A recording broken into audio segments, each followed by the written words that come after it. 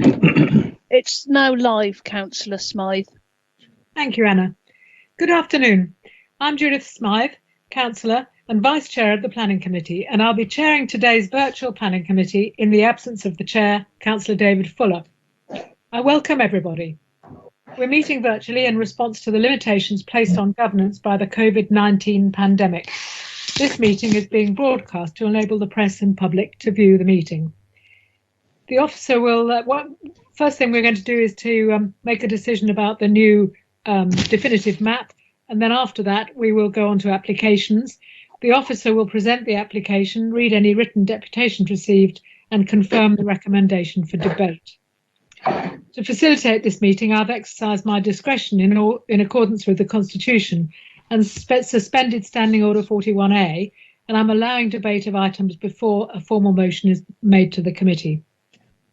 Before we start, I would like to suggest that we ask Donna Jones to be my deputy just for the purpose of this meeting, because sometimes we have internet difficulties, and if I'm cut off, or worse, then it would be good if the meeting could continue. Councillor Jones, are you happy to do that?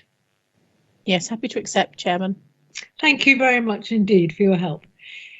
Members are reminded to keep their videos on at all times and indicate if they need to leave the proceedings at any point. Members are requested to keep their microphones on, mute, and only to turn these on when they're called to speak.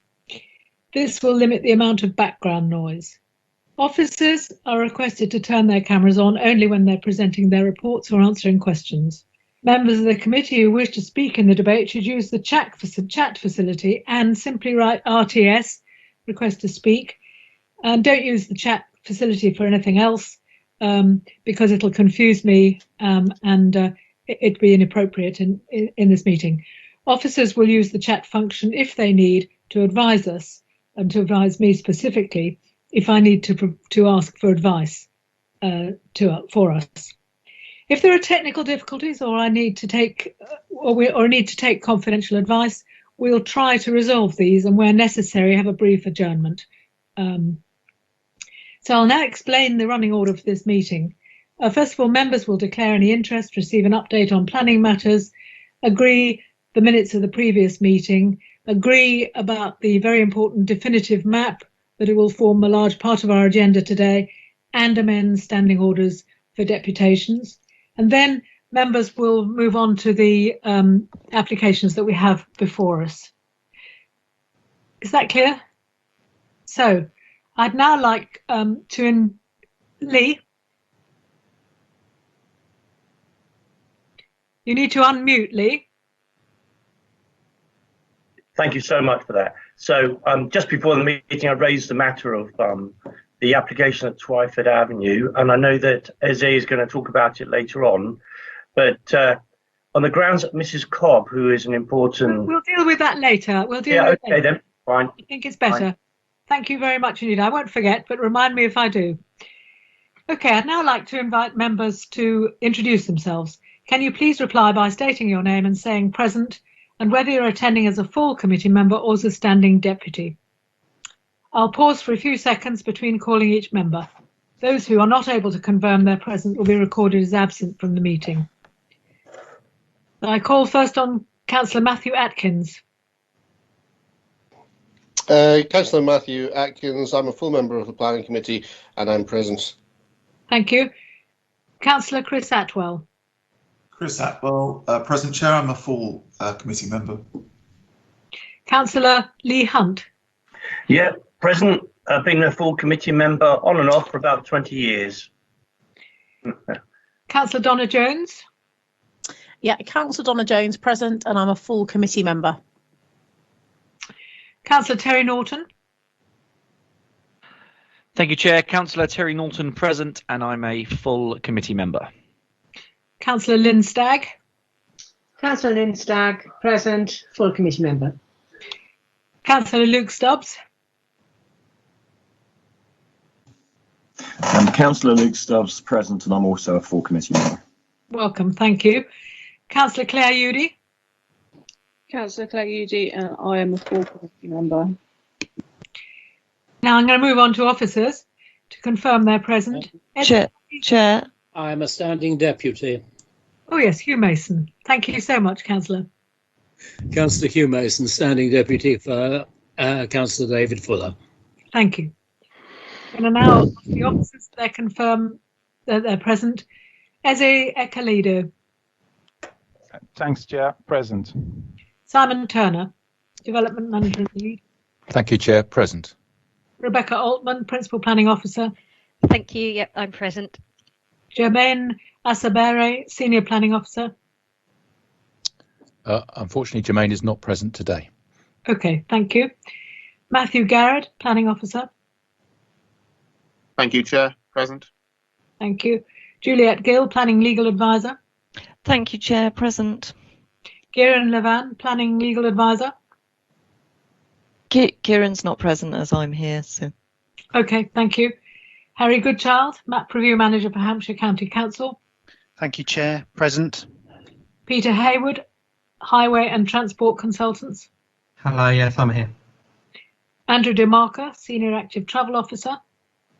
Thank you, Chair. Present. Anna Martin, Local Democracy Officer. Present. Anybody else from officers present that are not on my list? None, sir. None, Chair. Thank you. Thank you very much indeed. The first item is apologies. Are there any apologies, Anna? There's a Councillor David Fuller who's being represented by Councillor Hugh Mason, but I haven't heard of any others. Thank you very much. I'm going to move on to agenda item number 2, declarations of member interests. Do any members have declarations they would like to make? Please state both the type of interest, prejudicial or pecuniary, and the nature of the interest and the item it refers to. Councillor Jones. Chair, I've had a conversation with Ian Maguire, the Deputy Director of Planning and Regeneration, and I'm anticipating an application being withdrawn or deferred. If that is the case, I probably don't need to make that declaration right now. But if it's not, then I need to make it, and it's around Debenham. So I don't know whether or not it's appropriate, whether I could maybe defer to our solicitor for me to get advice on that. You can, that's fine. Thank you, Chair. The item is on the agenda, so declarations will need to be made now. Thank you. Okay. Thank you, Chair. Then, in which case, through you, the applicant for the Debenham site has been directly in contact with both me and Councillor Steve Pitt, the Deputy Leader of the Council, on several occasions over the last couple of weeks about ongoing issues with regards to the application itself. Whilst I have no personal or prejudicial interest in the site, and I have made it declared to Ian, Eze and others that both Councillor Pitt and I have been directly contacted, and both Councillor Pitt and I have taken part in a wider meeting about the site with Ian and Eze as well last Friday morning, with Councillor Luke Stubbs also in attendance, which I think will lead to potentially a proposal for deferral today, I'm anticipating. But yeah, so no personal prejudicial, but I was advised by Ian that I really should, declare that I had been contacted. I was contacted too, but refused the invitation to attend the meeting. Councillor Donna Jones, provided you still have an open mind to any decision that you're going to make and that you've got no bias on the application, you'll be fine to participate. Thank you, Juliet. Councillor Stubbs. Thank you, Chairman. On the same matter, so as Councillor Jones intimated, I was at a meeting with officers where some of the matters of this planning application was discussed. I have spoken directly to the applicant, although he contacted me, and that was really about matters of process. It was about the time it was taken to process rather than the planning merits of the application. So I don't believe that it in any way prevents me from voting. Thank you. Councillor Mason. Thank you. I too have been contacted by the potential developers of the Debenham site, and I have also been contacted by objectors to that proposal. I believe I have an open mind on the matter, and so I do not believe that I have a declarable interest. Thank you. Thank you very much. Are there any other declarations of interest? Good. Oh, sorry, Chair, I'm having trouble with my computer. I received an email as well, but I did not engage with that, so I do not have an interest. Thank you, Councillor Atwell. Now move to agenda item 3, to consider the minutes of the previous meeting. The recommendation is that the minutes be approved as a correct record to be signed by the chair, which will be Councillor Fuller when he returns. Do I have a proposer for the recommendation? Happy to propose, Chair. Oh, sorry, or second, whatever. Councillor Hunt, will you propose? Councillor Jones, will you second, please? Yeah, that's no problem. Thank you. Can I ask for all those in favour to raise their hands on the screen on this incident? Is that all right? No, you're not going to be able to see everyone raising hands. I actually have got everybody on the screen. That's okay. All right. Then can we do it by assent? If there are no objections, we will assume that they're approved. Are there any objections?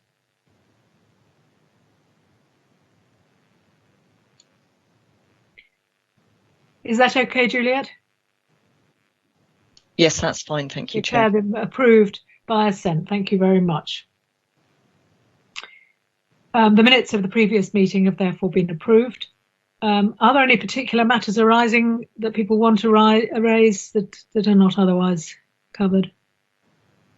You mean on the previous minutes? Yes. No. Okay, thank you. I'll move on. We're now moving to the next item, agenda item 4, which is the updates of planning applications. Mr. Echolida, do you have any information for us? Yes, Chair, I do. Thank you, Chair. We have we received 7 appeal decisions. Of these, there are 6 appeal decisions that have gone the council's way, and we've got 1 appeal that was allowed. We've also received 2 appeals that are pending with the planning inspectorate for refusals decisions by the local planning authority. One would be for an advert consent appeal, and one would be for a householder appeal. I appreciate members who we are quite late with regards to full council yesterday, but there's 1 appeal I would want to draw members' attention to, which went the council's way, which would be the land at Enterprise House, Brunei Road in Portsmouth, which was for a construction of 10-story multiples built student halls of residence. One of the key points there that we can pick out from there was that the planning inspector had considered that a 12 to 30 meter setback from the adjacent existing tower block was not sufficient setback, and that would have an adverse impact on future occupiers of the current of the proposal and of those of the existing building. Furthermore, the points of the bulk height and the siting or the positioning of the buildings was also taken into consideration, including the street scene. So that would be something that officers would draw lessons from in considering city centre applications and other applications as they go forward. Thank you.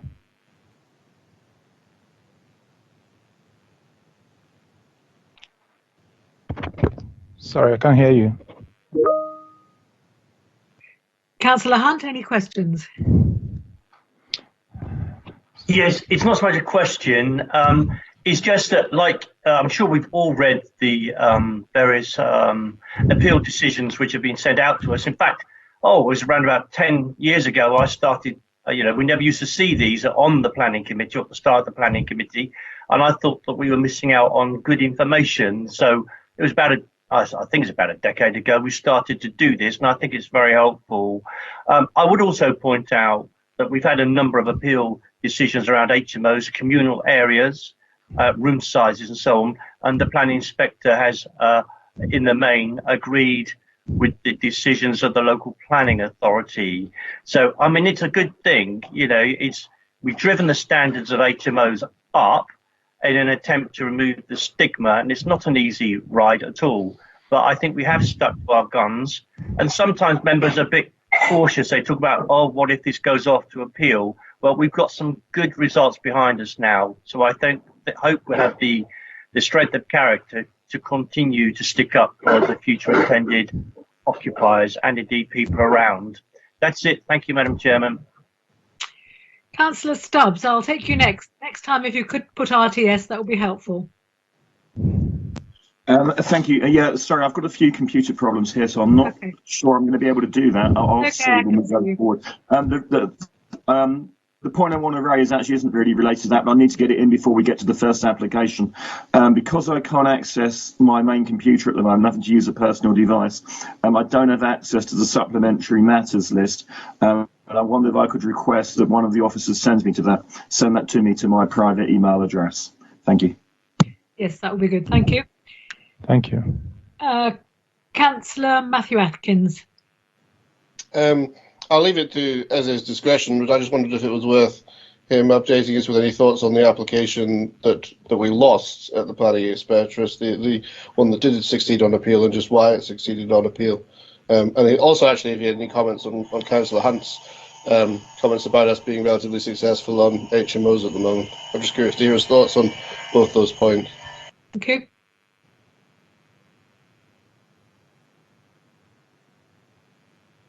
Eze? Yes, Councillor. I'm just pulling up that sheet for me to just go through. Yes, it's the one that we lost was on 66 Margate Road in Southsea.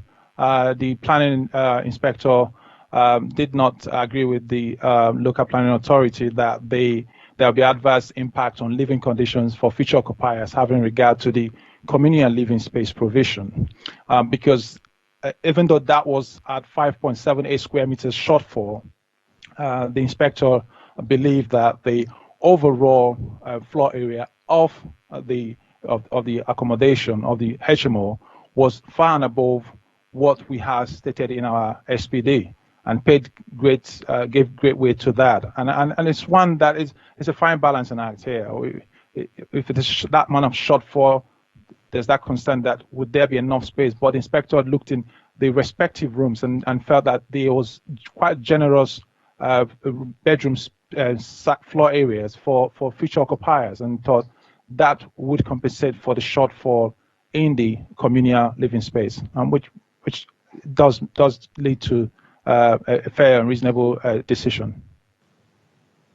Then the other one that we had go our way was that the inspectorate had believed that the space was not sufficient at all, and this had to do with the overall floor area of the HMO, and that was for 74 Jesse Road in Southsea.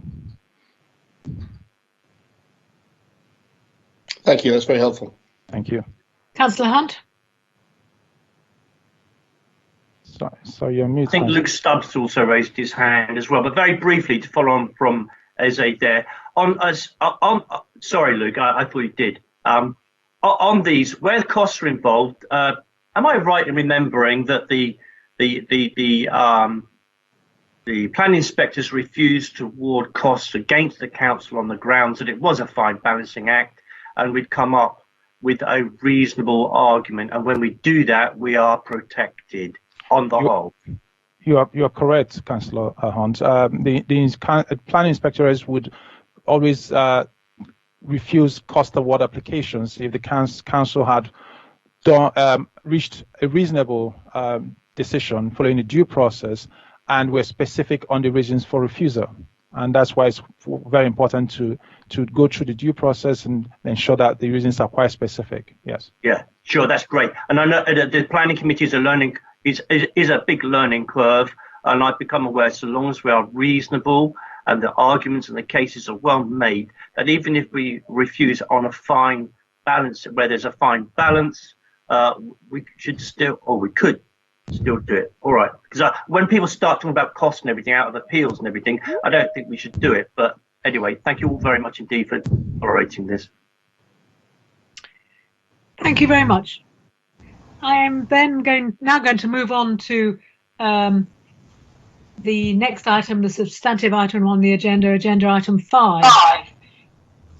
It's the reconstitution of the definitive map and statement, which will be introduced by Kieran Levan, Planning Legal Advisor, with assistance from Harry Goodchild, the Map Review Manager for Hampshire County Council, and Andrew DeMarco, Senior Active Travel Officer for Portsmouth City Council. Now, a number of us went to a very interesting briefing about the definitive map, and a few of us had an interesting conversation about it in the briefing for this meeting. And I just think it is the most sterling piece of work. And before they start, I'd like to acknowledge the enormous amount of work and the interest. And there are some simply fascinating things inside the huge report we've got. Councillor Hunt, before we start? Yes, I'm terribly sorry, and I know we talked about this previously, but I wouldn't want members of the public to be sat here watching this if later on they learn some of the things that we're going to talk about may not be talked about. So I was wondering whether or not, if items are going to be deferred, whether you might talk about that now quickly, Madam Chairman, rather than have people just sat here watching us and then get cross because we didn't tell them at the beginning. I second that proposal as well. I'm very happy to go ahead with that. It's a balancing act between keeping these gentlemen waiting when they've come just for this item and doing that. Do I have is the feeling of the meeting we should go ahead with the planning applications? All of them? No, no, Madam Chairman. So we talked earlier on about 251, 253 Twyford Avenue. Juliet Gill will be able to explain, I'm sure, but the standing orders haven't been followed through properly there in relation to. Let's do all the planning applications because there's only one other one and we'll do them all. Everybody happy with that? Ezzy, have you got all the officers you need to do that? No, it's not that. I just don't want people to sit here. It's a good suggestion. Yeah, okay. We've all agreed it. Let's move then, scroll right the way down through this massive other report.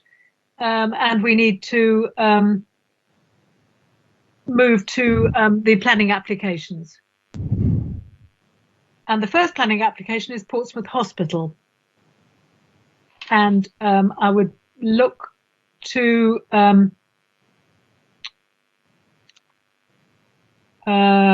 Rebecca Altman to Chair, can I propose that we defer application 7, 8 and 9 if that's what's going to happen, because we could still spend a good 20 minutes, half an hour discussing the hospital application. It's quite a big one. The presentation itself is probably likely to be a good 10 minutes. To do all the applications at the same time. And well, if I've got a seconder for my proposal, Councillor Hunt, that would be quite useful. I second that, absolutely. Sorry. Right.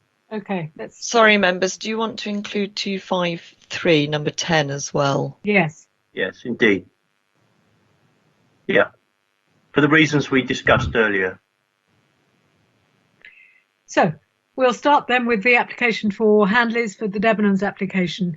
Eze, are you going to present this to us and talk to us about the proposed deferral? Thanks, Chair. We received a request yesterday, I believe, via email from the applicants who has sought a deferral of their applications till the 27th of January Planning Committee, 2021 Planning Committee.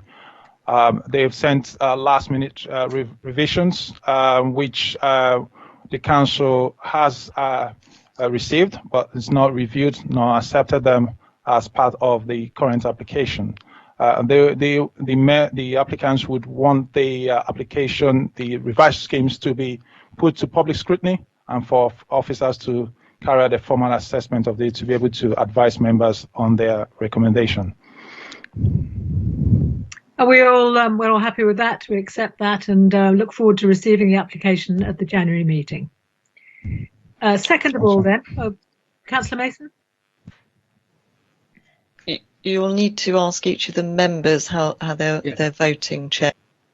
Do we need to vote on a deferral when the applicant has offered us one? Yes. The decision is with the committee. Okay. So I would like to move that we accept the deferral. And I will go. That's been proposed by Donna and seconded by me, Chair. Yes, I'm happy to formally propose the deferral. Okay. So if you support deferring the application, going along with the applicant's wishes, then you would need to say that you agree and don't agree the other way around, or want to abstain. So I call on Councillor Matthew Atkins. I'm for the motion for deferral. Thank you. Councillor Atwell. For. Councillor Lee Hunt. For the deferral. Councillor Donna Jones. For the deferral. Councillor Terry Norton. Terry Norton, are you there?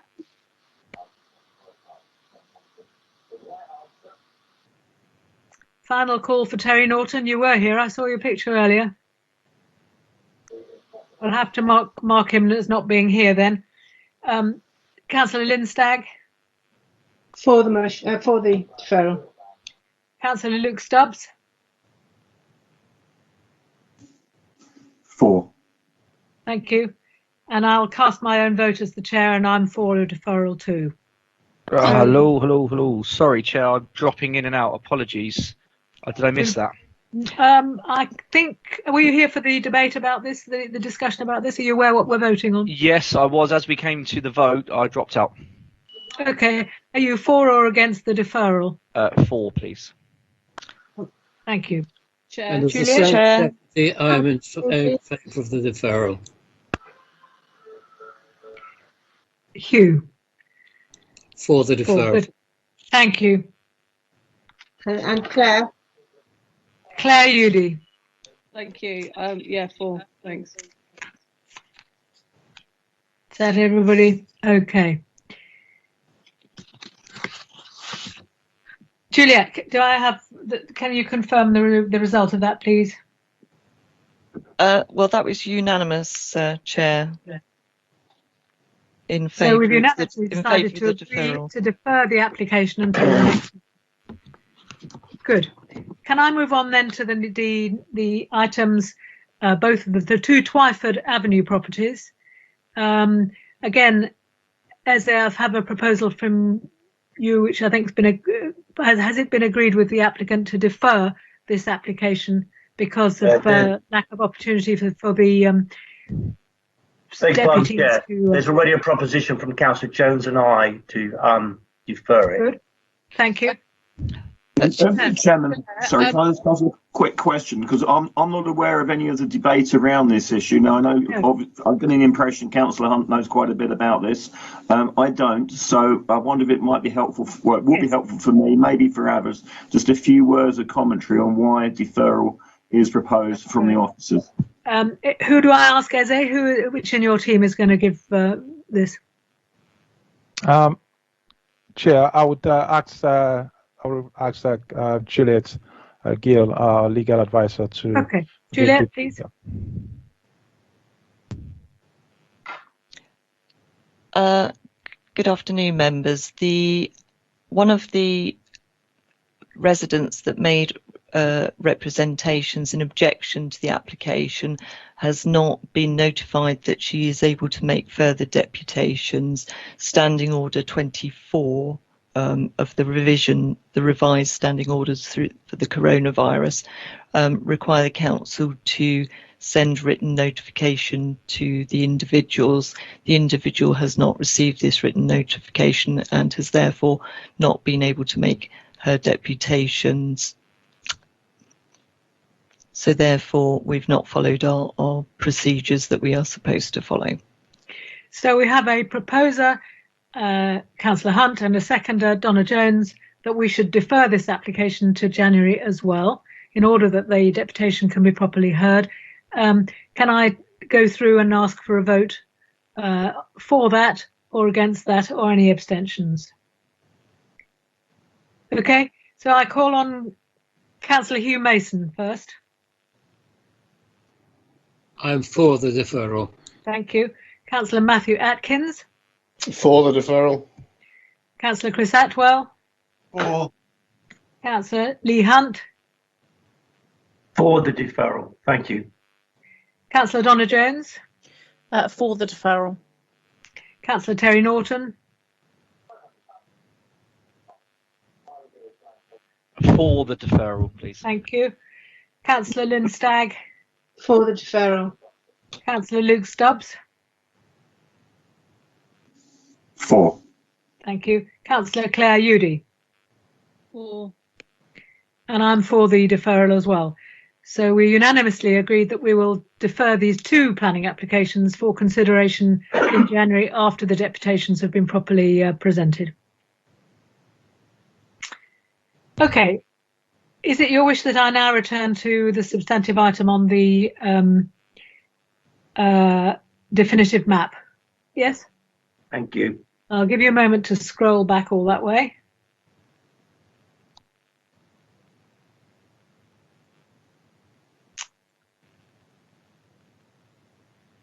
I think I introduced this before and was just in the point of saying what a splendid piece of work this is and how very useful it'll be and how very necessary. Could I then ask Kieran to get started, or Harry or Andrew, whoever it is that's going to introduce this to us? Thank you, Chair. Andrew DeMarco, Senior Active Travel Officer. I'll be bringing this forward. So the report here being brought forward recommends that approval be given for sealing of a legal event modification order found in Appendix A and the new definitive map and statement for Portsmouth found in Appendix B and C respectively. As a background, a definitive map and statement is produced by a local authority to ensure clear representation and protection of designated public rights of way. As the surveying authority, there's a statutory duty to produce and continuously review said definitive map and statement as outlined in the Wildlife and Countryside Act 1981. All surveying authorities must have a copy of their definitive map and statement ready for public inspection, as this definitive map and statement acts as evidence during any public rights of way orders in which existence of public rights of way are in dispute. Currently, further to an ongoing definitive map modification order application, and whilst reviewing any documentation or the documentation that we have required for submission to the Secretary of State, it became apparent that Portsmouth City Council do not hold a sealed definitive map and statement, only unverifiable copies. And with any definitive map modification order that gets submitted to the Secretary of State, it must be accompanied by said definitive map and statement for examination. So at this stage, the decision was taken when it was found that we had only unverifiable copies. The decision was taken to reconstitute and republish the Portsmouth definitive map and statement. And in order to do so, an audit was undertaken regarding the public rights of way network in Portsmouth. This identified and confirmed a definitive map modification order recording 100 rights of way on the definitive map and statement in 2003, along with an additional 3 paths that have been recorded by way of legal order since that date. A consultation was also held between the 3rd of December 2018 and the 27th of January 2019 to determine user interface with the Portsmouth Public Rights of Way network and the accuracy of the definitive map and statement. This confirmed the 103 routes identified, but also noted additional routes which were intended to be recorded by way of public path creation orders after the map and statement have been sealed. After this stage, legal advice was sought from Hampshire County Council to determine the next steps in order to proceed with the republication of the definitive map and statement. And Hampshire County Council established that a legal event modification order would be required to formalise the events recorded by previous orders, and this process would therefore reconstitute the definitive map and statement of the 103 routes previously recognised. The reason for our recommendation is, as highlighted, Portsmouth City Council have previously held a definitive map and statement and recorded rights of way via legal process. There is a requirement to hold a sealed version in order to provide conclusive evidence of rights of way in Portsmouth. And in order to publish a new map and statement following its loss, approval is sought for the legal event modification order to be sealed. Thank you.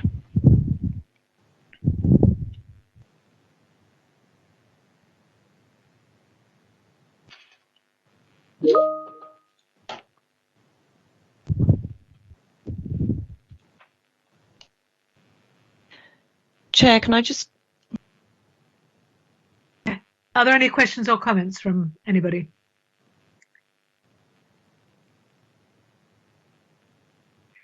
Councillor Jones, is Councillor Councillor Jones. Thank you very much, Chair. Just a quick question, really, for Juliet, if that's okay. First of all, Chair, I agree with you that this is a fantastically interesting piece of work when you have a look through it, actually. So we're almost quite lucky that we've had the benefit of having, all of this information to come before us. But Juliet, this normally things that concern rights of way would be a matter for the Cabinet and not for the Planning Committee. But I appreciate this is slightly different in that it needs to become a sealed version of on behalf of the Council's records. But I just wondered if you could explain to us the parts of the City Constitution that mean that it come before us and not before the Cabinet as it normally would do, or is it maybe going to Cabinet as well? I don't know. No, it's not going to Cabinet. What I might do is actually defer to Harry Goodchild, who advised on this, if he's able to assist.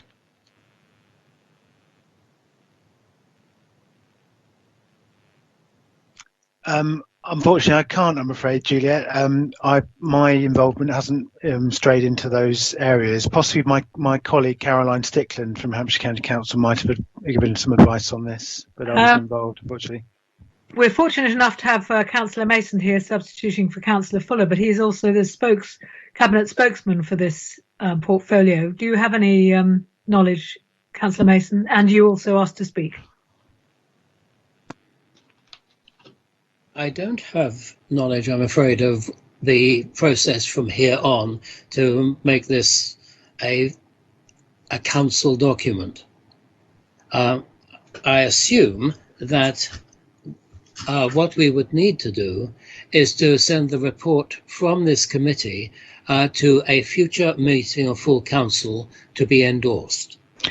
I need to be corrected on that, but can I please have the response from Caroline Goodchild then, please, to my original question before we move on to another, if that's okay? Yeah, of course. Shall I just come in? Sorry.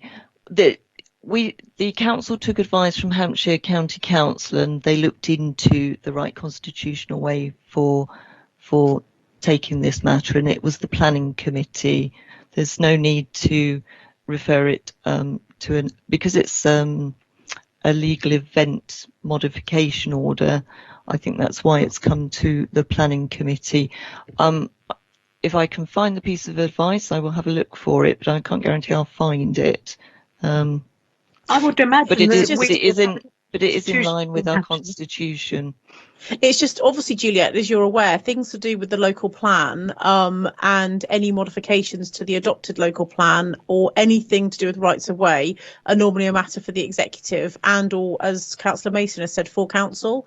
I mean, look, if you're happy that this is the right forum for it, I don't want to object to that in any way. I just was wondering, wanting to understand the the legislation that empowered actually us as opposition councillors to agree what is actually a very important document for the authority. Normally it would be a matter reserved for the executive or as I said, full council. But if you're happy that this is the right place, then far be it from me to argue with that.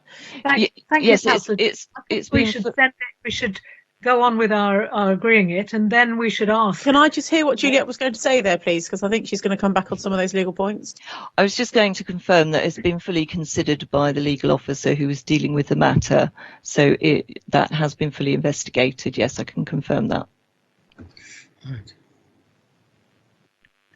Just to add to that, Chair, if I may cut in at this point, I've located an email from Kieran Lavin back in May, indicating that he'd discussed the matter with Peter Balfe, and they had taken the view that the Planning Committee was a proper forum. So it looks like that decision was taken by Portsmouth officers. I hope that helps. I just remain very slightly worried on this and would ask you to go back and just double check, because it is a very legal document and we don't want any future challenges, which would mean having to go around this loop again. But nevertheless, has anybody got any? Luke,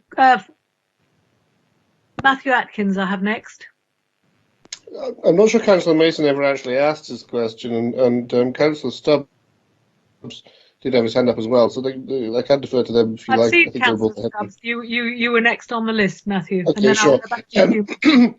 My question was just around the the piece of work that was done for this sealed plan. My understanding is that from what was said that we had a sealed plan, but that for some reason was lost. But we haven't lost the continuity of the plans in an unsealed version, have we? Has all the work been redone to fully re-verify the rights of way in Portsmouth for this sealed version, or does it largely rely on the existing plans that we didn't lose, if you like? We just lost the sealed version, and so need to reproduce that. So the previous versions were used as a point of reference, and obviously, as I mentioned, consultation took place for confirmation from members of the public and any interested parties to see whether or not the routes in question were deemed the rights of way in the city. So the legal event modification order outlines 3 key events that took place. One event in 2003, which was the definitive map modification order for 100 routes, and then a further 3 routes that were added. So there's documentation to support those. And if further routes needed to be added in the future, is there a process for that? Would the whole thing have to be redone? So the definitive mapping statement is under continuous review, and applications through definitive map modification orders can be made to recognise a public right of way, and those can be applied for by members of the public. Thank you. Councillor Mason next, and then Councillor Stubbs. My question was the second one, which Councillor Atkins asked about how we go forward from this in the future, so it's been answered. Thank you. Councillor Stubbs. Thank you. Firstly, sort of 2 related things really, because they both relate to the Canberra. So back in 2017, there was an application to create a new footpath around the Canberra. And I'm obviously just checking online. I mean, that went to the Cabinet Member for Traffic and Transportation in July 2017, and I believe his decision was to refuse it. And there were quite valid grounds for that about the operational use of the area. So that was the process taken for that application, and I do wonder a bit. I mean, I don't think this is a controversial document. I don't mind how it's agreed, but I just want to raise that. And then the other thing I'd like to ask is, I'm pretty sure that there is no designated route around the Canberra. I know residents were talking at that time about a legal challenge and so forth. I don't believe anything happened about that, but I just wondered if that could be confirmed. So the definitive map modification order that was referred to during my presentation is related to the Canberra, and it's an ongoing application for a restricted byway. This is how we came to find out that the definitive map was unverified.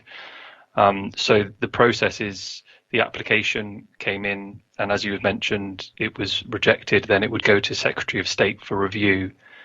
We're at the stage of taking it to Secretary of State and they need the definitive map and statement to examine against, if that makes sense.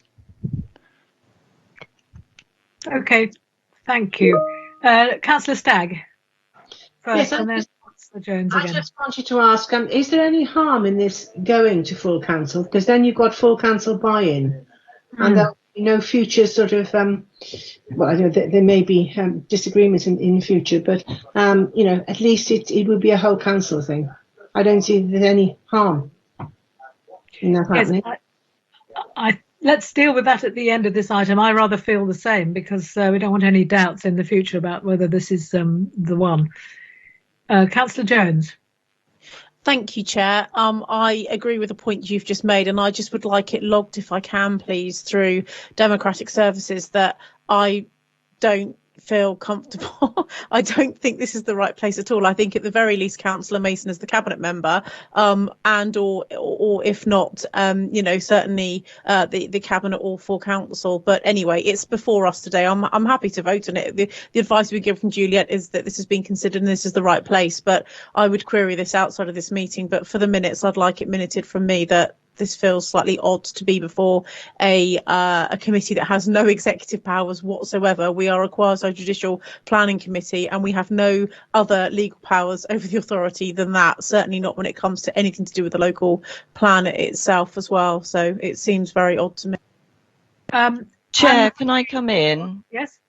I've now found the advice that we received from Hampshire County Council. Would you like me to read it to you in relation to the Constitution? Why Hampshire County Council's Constitution affects ours? No, it relates to our Constitution. It's advice on our Constitution and how to proceed. Part 2 of the Constitution sets out decision making and the responsibilities and functions. Part 2, Section 1 states that one of the primary purposes of the Constitution is to make it clear where responsibilities for particular functions lie and which persons or bodies, councils or committee, cabinet make the decision. Excuse me.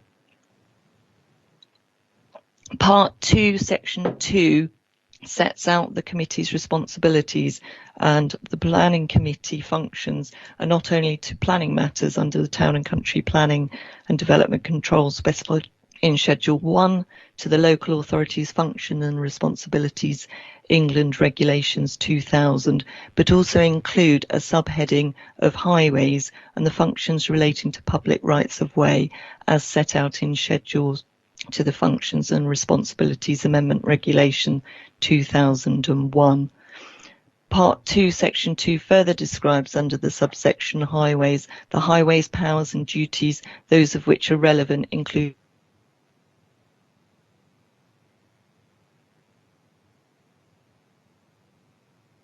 so therefore that sets out why it's come to this committee. Chair, through you if I can. I think that's very useful. Thank you, Juliet. They say you learn something new every day. I have been on planning for 13 years and I have learned something new. So thank you for that. Thank you. I hope we can minute this discussion, at least that it was raised and there was a concern, and it would then be up to the administration to decide whether they wanted to take it further in any event, even after we had approved it, I think. Yes, sorry. It also includes the power to prepare map and statement by way of consolidation of definitive map and statement. That's listed separately. Okay. Okay. Councillor Mason, are you happy with that being the spokesman on this subject?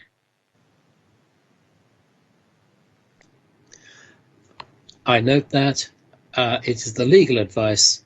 I take the advice of our lawyers. Thank you very much. Good. Can I move on then to a vote on the motion that says somebody can propose and second it? We're asked to agree with the sealing of the legal event modification order for the reconstituted definitive map and statement in accordance with the recommendations on the report. Is somebody able to propose that and second it? I'm happy to propose it. Thank you, Councillor Stagg. Seconding it.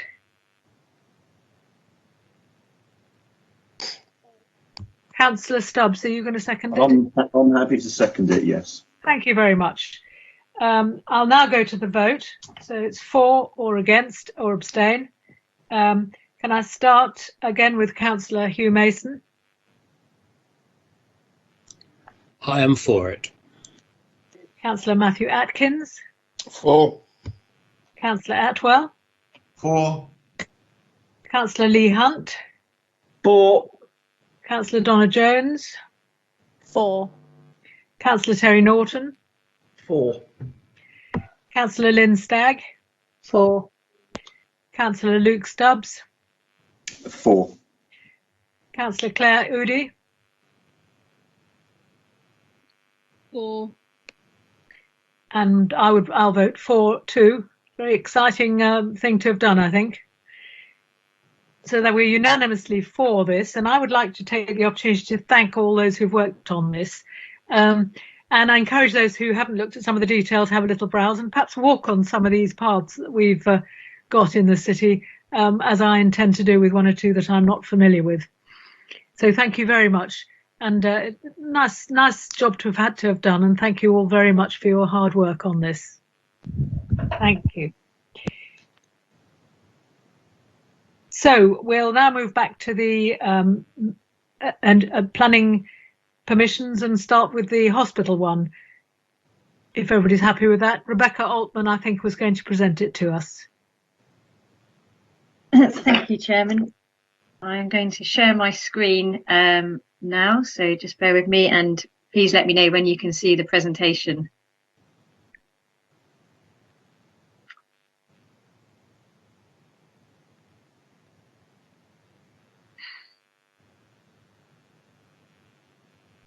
Has that come up for people? Yes, Rebecca. Thank you. Okay. First of all, before I start the presentation, I think members will note that there is a supplementary matters that has been prepared.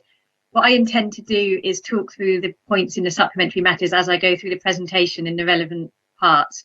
But you'll see that we've had a couple of further consultation comments, and most significantly, there's been some updates on the parking matters. So I will explain those as I go through.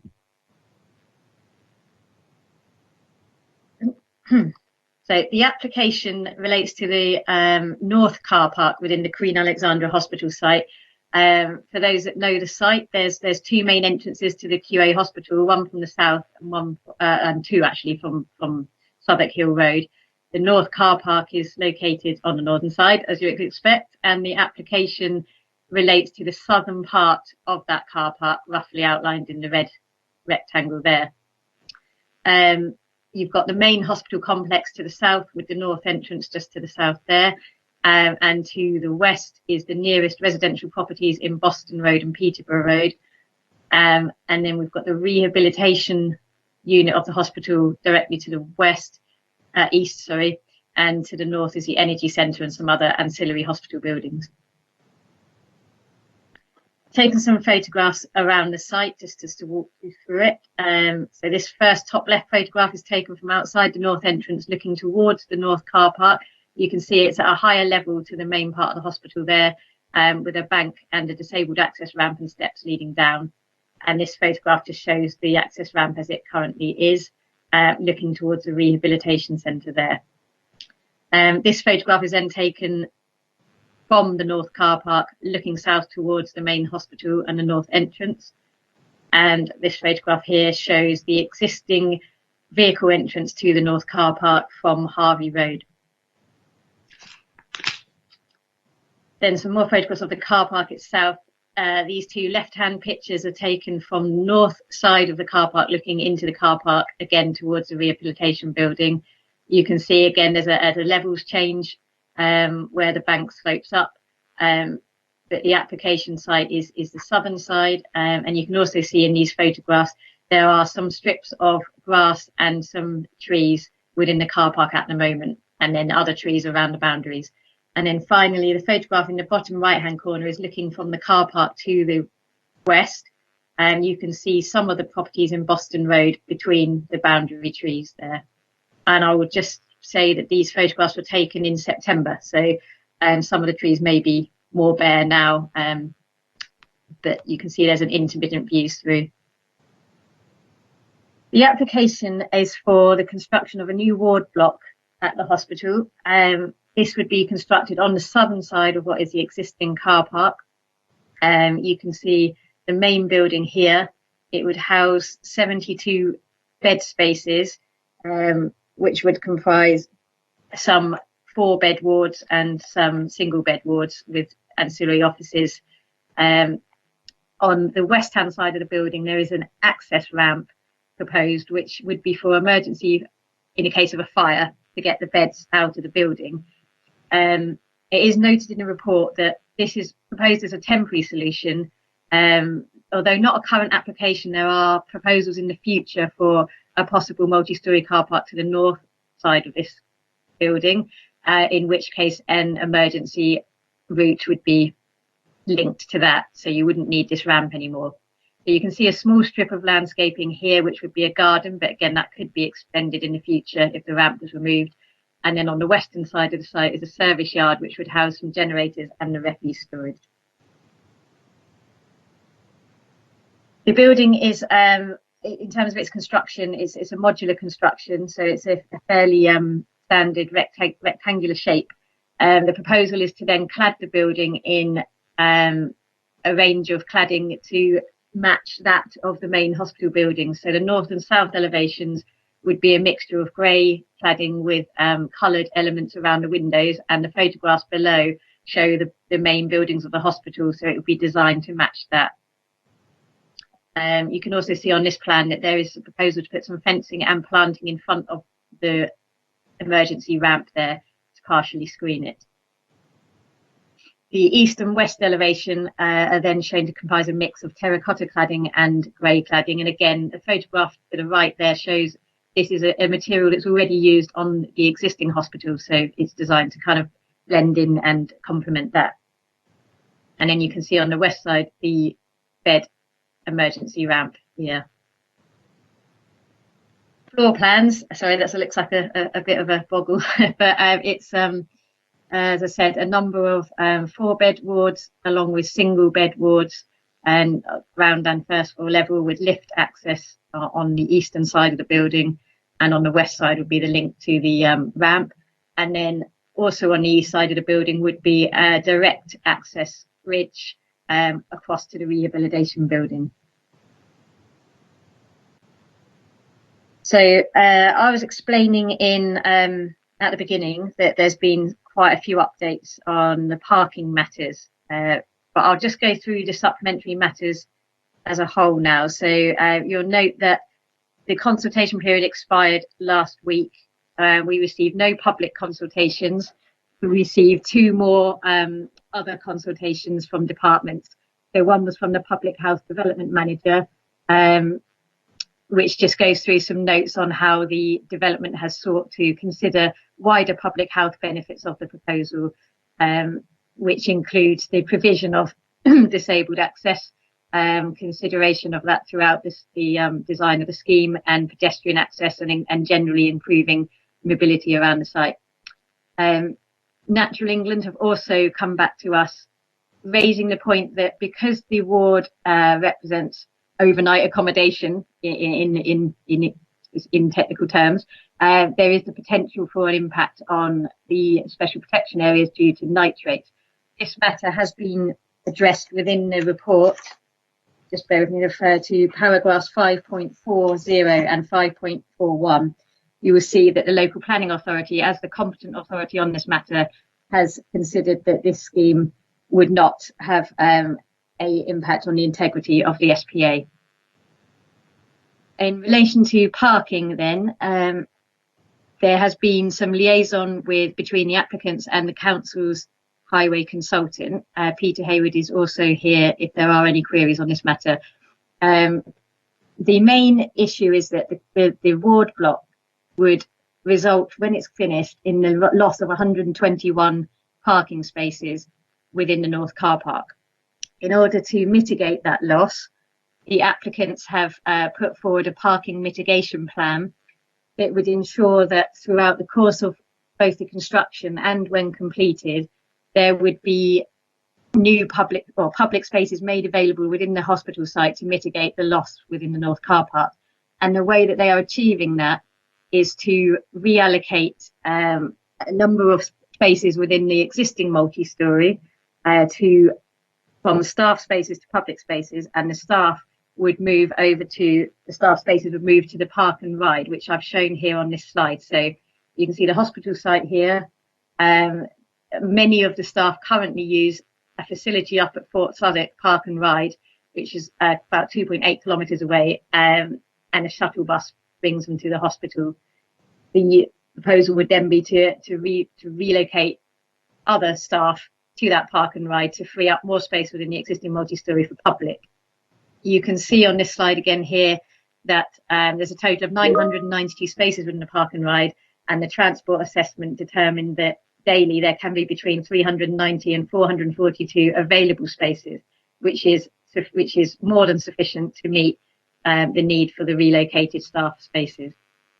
I also included a map here to show that the main residential streets surrounding the hospital are subject to restrictions on parking, which which prevents patient and visitor parking within surrounding streets anyway, and that wouldn't change. Sorry, can't get this. There we go. So I've done a bit more of a summary here of the parking situation, just to try and break it down. The site overall is subject to restrictions on the amount of public and staff places it can have anyway from a previous planning permission, as explained within the report. But the North car park itself has 294 public car parking spaces plus 6 motorcycle spaces, and 121 of those car parking spaces would be lost. The ward block is estimated as a worst case scenario to result in a demand for 30 more public spaces and up to 46 staff car parking spaces, although this would certainly be a worst case because the applicants have explained that the ward, at least at first, is intended to be occupied by patients and staff from the existing hospital. And as I explained, the mitigation would be to move the staff spaces to public spaces within the multi-storey, which is on the south side of the hospital site, and re-provide those at the park and ride. So hopefully I've covered the main points there.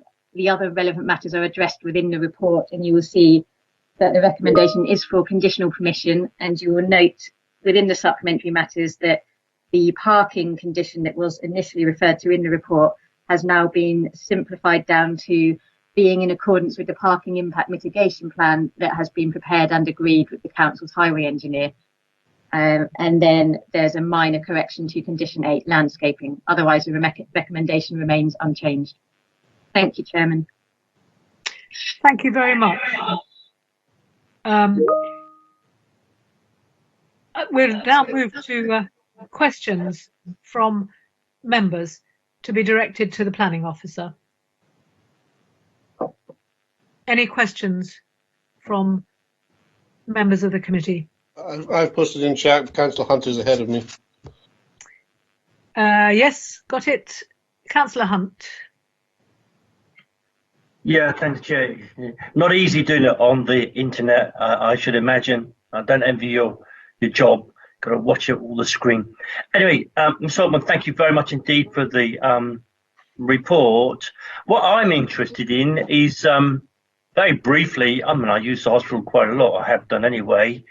And every time I go there, the multi-storey is underutilized. I don't know if that's because they know I'm coming, but there you go. But I generally, before the multi-storey, used to go straight up to the North car park because it was always so underused.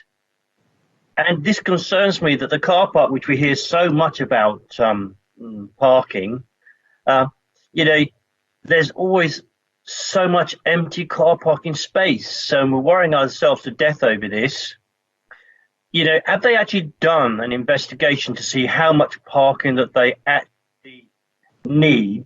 It seems to be a little bit sort of still, this reconfiguration that they're doing around parking, and that they seem to be doing a good job about how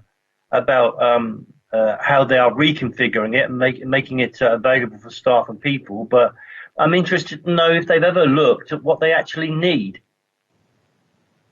I would say yes, there have been and there has been a transport assessment prepared for this application, and I believe also for a wider future developments. There's also a lot of transport and highway parking assessments and work being undertaken as we speak, probably.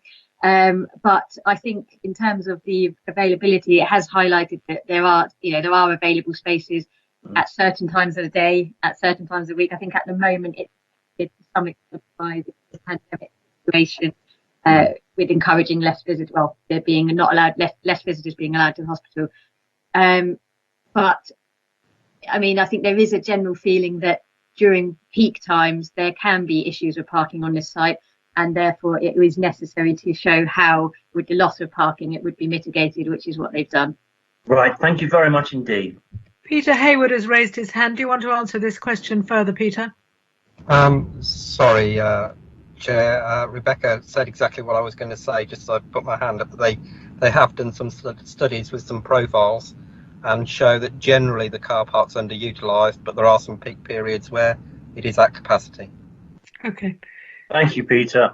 Thank you very much. Then I would like to move to Councillor Matthew Atkins, please. Thank you. I mean, I think it relates to parking again. I don't have any objections to the design or anything like that. It's a very useful asset for the hospital. But in terms of the parking, I'm slightly surprised that I suppose this is the applicant's choice. Questions we're after here. Yes, I know. I'm asking, is it the applicant's choice to split the multi-story car park application from the ward application itself? To me, they're quite inherently linked, and I would probably have liked to have considered them together. But if it's the applicant's choice, it's the applicant's choice. That's just asking why that hasn't come together. I can answer that to an extent. The ward block is, if you see at the beginning of the report, is subject to a funding bid. So there was an urgency to get this one determined before other projects come forward. That's the main reason this one's come ahead. Thank you. Is that okay? Councillor Stagg, questions? Yes. I suppose it's really a comment, but I'll turn it into a question.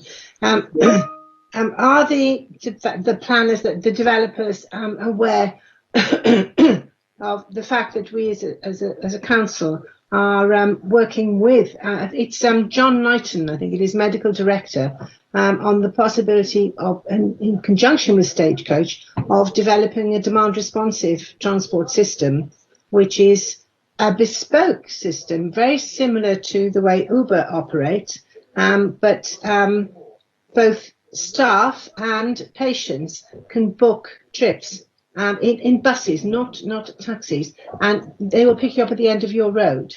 And I know one of our officers has been in contact with John Knighton, and so have I. I haven't had a reply from him yet, but I think this is something which should be worked in, with the planning. I've no objections to the planning application at all, but it worries me generally about the parking, the amount of vehicles on the road, and this it would solve a lot of QA's problems, as well as our air quality problems. So do you know if they have been in contact with John Knighton and are talking about this? Because I think it would solve a lot of the problems within this planning application.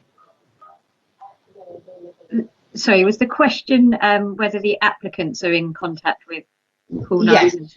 Yes. I can say that we have actually got a representative from the hospital with us if there is a question that you'd like answered specifically by them. I mean, my comment on this point would be that it's not something that I think is sort of fully worked through at the moment, so it hasn't been put forward as a kind of any sort of mitigation for this particular scheme, which is why it hasn't been referred to. Well, can I ask that this is taken into consideration before it goes much further? Because I think it's important. You mean for future developments at the hospital? Well, to involve this as well, instead of having to move parking, you could have something that replaces the parking. I mean, it's in its early days, but what I'm asking is now getting in the ground floor to actually work with a company that is willing to provide a service which would solve a lot of the problems, be sensible rather than waiting. You can obviously bring that back during the comments part of it, but I think the answer was that there isn't a formal awareness of that, but of course, clearly it would help. The next one then is Councillor Hugh Mason. I note that this new development will be linked by a bridge over a major road through the hospital to the main hospital. Is that bridge at a sufficient height that you could get a double-decker bus underneath? That's a question that I haven't actually considered. I would have to measure the plan for you, which I could come back to if that would be helpful. Okay, because it does strike me that since this bridge is going across the major road through the hospital, which is used by buses, if it were not at a height that the bus company could get a double-decker bus through, it would be too low. I would say actually the bridge link isn't going over. Do you mean Nightingale Road? Yeah. No, sorry, the bridge link is here on the site plan. It goes to the west to the rehabilitation unit, not to the main hospital. Okay, so it doesn't go. There is no. What is the link to the main hospital then? Is there? There isn't one. I mean, it's the external link. Should there be? Do you think? Oh, It strikes me as most unusual that you have a hospital here with an outlying ward with no covered link into the main hospital. the rehabilitation centre is linked to the main hospital. So it would link to the rehabilitation centre and then to the main hospital. I'll see if my photograph shows it. Hang on a minute.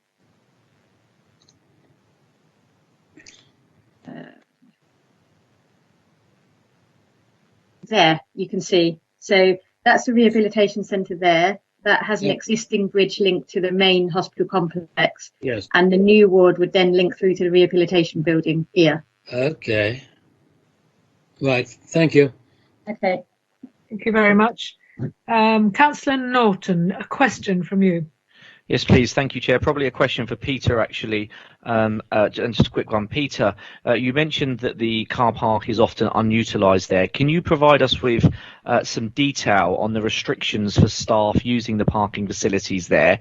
My understanding is that although the park and ride is utilised, lots of staff members park in surrounding residential streets. It's not like usual roads in the city where they're out during the day because, of course, NHF staff use work shifts. So in the evening, it has a bit of a disproportionate effect. So, you know, in terms of the car parking there, are staff, NHS staff, allowed to use the car parking that's on site? And if so, does it come at a cost? There are quite a significant number of on-site staff parking permits. So getting towards 3,500 on-site staff parking permits that have been issued. They are issued in a ratio of 2.1 permits per parking space, which has been found to be the uptake on site. There are 220 spaces made available for staff in the park and ride. So there's plenty of scope to withdraw some of those staff on-site parking permits and reallocate those to the park and ride and free up the 220 spaces or a proportion of them in the multi-storey for staff. In terms of the on-street parking, Rebecca, can you flick up this slide showing the parking controls? Surrounding the hospital, we have those different controlled parking zones, and within those areas, it's resident permits only. So we are pretty well protected from staff parking on street within those areas. And I'd have to say I'm not aware of a problem of staff parking on street in that area. I'm comfortable that the mitigation strategy now proposed by the applicant is sensible, given the displacement that we're going to have for construction period and also the longer loss, or the loss of parking in the longer term. Thank you. Thank you for your advice, Peter. Now I have Trevor Mose, Portsmouth Hospital rep, volunteering to respond. Did you want to say something to us, Trevor? And is it allowed that he does?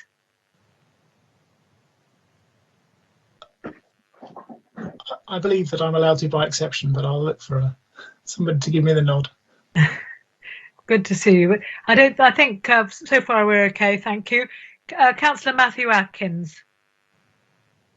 This would now be a comment, Chair. It wouldn't be a question. Well, let me move on then to comments. I'll move to comments as long as there are no more questions. Comments then. Councillor Atkins, over to you. Comments now. Thank you, Chair.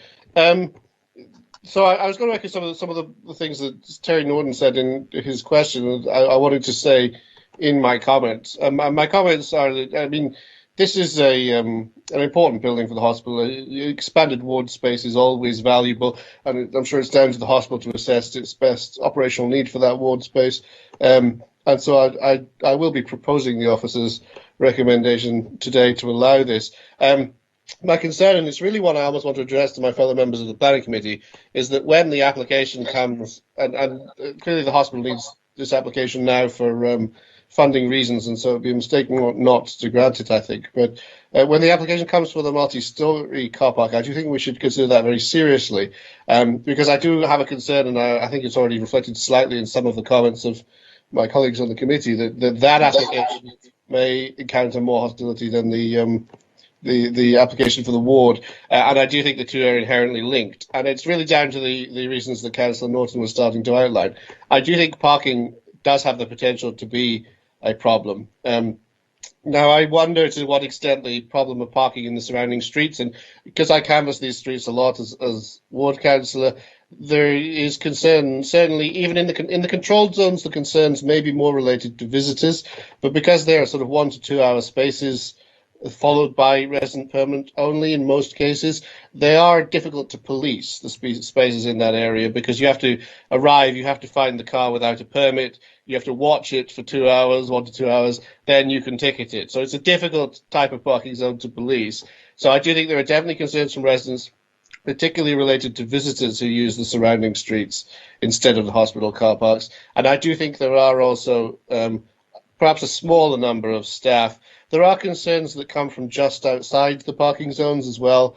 Mulberry Lane, the car park at the Caravan Park up on the hill, the Cliffdale Gardens sort of public car park for the use of Portsdown Hill is clearly used by either visitors or staff at times to access the hospital. Now, those concerns are not at a level where those residents want parking zones. I mean, obviously, the survey system can tell us that, but it is the hospital parking does concern residents in these areas, and is one of the primary things I hear on the doorstep in this area. So I do think it's important that the hospital maintains enough parking on site to satisfy the need. Now, it may be that cost is what drives people not to use the actual hospital car parks and to try and use the surrounding streets, but I do think it's important if this ward goes through that the sufficient parking provision on site is provided elsewhere on site, and that's obviously not in the current mitigation strategy, but would potentially be provided by a future application to expand parking on site, either through a multi-storey there or somewhere else on the site. And I would just ask that the committee, for the sake of the residents in that area, would look favourably on a future application that is reasonable and within all grounds for further parking on site. So that was really my comment. I don't think you can ever fully replace on-site parking when people are in a rush, or if they have an emergency, or if they want to fit into a narrow window to see a sick relative.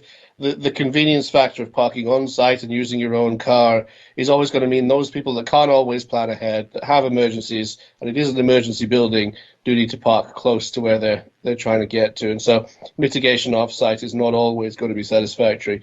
I do so that is my concern, and it's a concern I just wanted to highlight with the application and with the fact the multi-storey car park application isn't coming with the ward application. I think the ward itself is obviously good for the hospital, is obviously an important asset for the big hospital in our city, and so I'm happy to propose the officer's recommendations.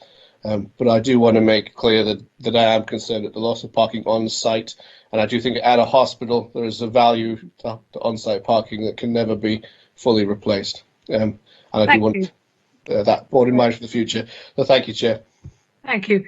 Councillor Lee Hunt. Yeah, thank you. Well, I have no hesitation at all in seconding the officer's recommendations with all the conditions and so on. I've listened very carefully to the parking mitigation strategy, which Peter touched upon, and it seems very sensible to me that they're going to get staff to use a shuttle bus, which they're already doing at the moment. In the surrounding streets, we've got residence parking schemes which deter people from parking in residential streets. No doubt we will see extra car parking provided. Well, I listened to it all. They're going to re-provide the lost car parking spaces around the hospital grounds, from what I can make out. I did make an observation earlier on. I mean, I do go up there. I do have some issues I have to have seen to, and dealt with. And there's never any problem with parking. Admittedly, I don't. Everybody wants to go in that car park right by the front door. That's where the problems come. That's where the queue comes. So, they sometimes tail back because everybody seems to head for that particular car park, and I don't know why. I sort of gesticulate them and say, they will say, go park up in the north car park. I won't be able to do that anymore, I suppose. But we use the multi-story, and there's always spaces available there. I've never been there when there haven't been spaces available there, so I'm not overly concerned about that. I know residents are protected in the surrounding areas. Do you remember, one application I listened to this, and it was objected to the helicopter platform. I could believe it when local representatives came along and moaned about the noise that a helicopter was making, and there was local councillors really cross about it. If we've got to make a decision here between, the irony for me is, we've got very sick people, they need to be looked after. We're still talking about bloody parking.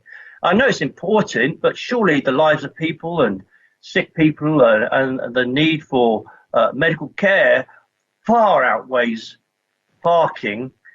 But as it is, the application is looking after that for us too. So absolutely no hesitation whatsoever in wanting to see this built and quickly, and see the QA become, well, it is already a very good hospital, a good regional hospital. So thanks to everybody in the NHS, if they're looking in, for all the work that they're doing for us on behalf of all of us. I know Matt would have said that, but I would say it too. Thanks for looking after us and everything that everybody does at this terrible time, and always to make us better. We're verging into non-planning reasons for approving it now, but I take it. Thank you for your seconding it. I've still got, I think, Councillor Lynn Stagg's hand up. Is that a legacy hand? I thought I'd taken it down. I just. Good, that's okay. I've got nobody else on my list doing RTS, but Luke Stubbs, is your hand up because I can't see your picture? No, Chairman. I've no particular comment to make at this point.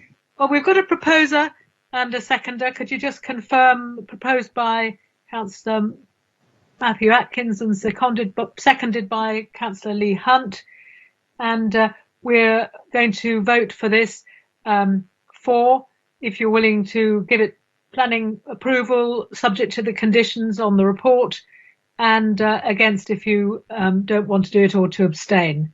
So let me just go through the list. Councillor Hugh Mason. In favour. Thank you. Councillor Matthew Atkins. For.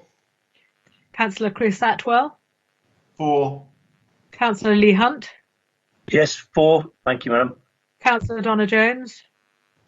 For. Councillor Terry Norton. For. Councillor Lynn Stagg. For. Councillor Luke Stubbs.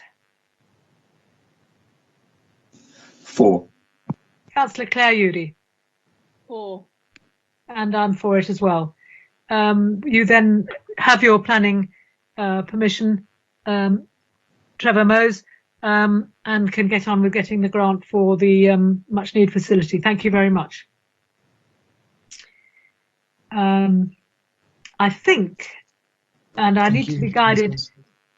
I need to be guided by an officer here because I can't look at my instructions and the papers at exactly the same time. I think we're now finished today, aren't we? There is no further applications. Yes. Is there any We other? need to do our maps one, don't we? We've done the maps, I believe. That's Yes. the right of way. Did you want us to make a proposal to make sure it did go to full council? Was that what you wanted to do, or no? We've done that. I think are we done now, Juliet? We are concluded. Oh, sorry, Chair. We've concluded, I believe, the items that are on the agenda. Good. Are there any other business people want to raise? Just to say thank you to all the officers again.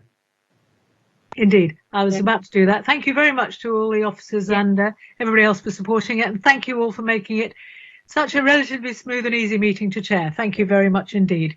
Thank you to everybody. See you in January. I'll just close the live stream, and it will take a couple of minutes, so you are still audible. So I'll let you know when it's finally finished. Thank you. Bye-bye. Thank you, everyone. Have a lovely Thanks, Christmas if we everybody. don't see you. Thank you. Bye. Thank you, councillors. Merry Christmas in advance. Thanks, everybody.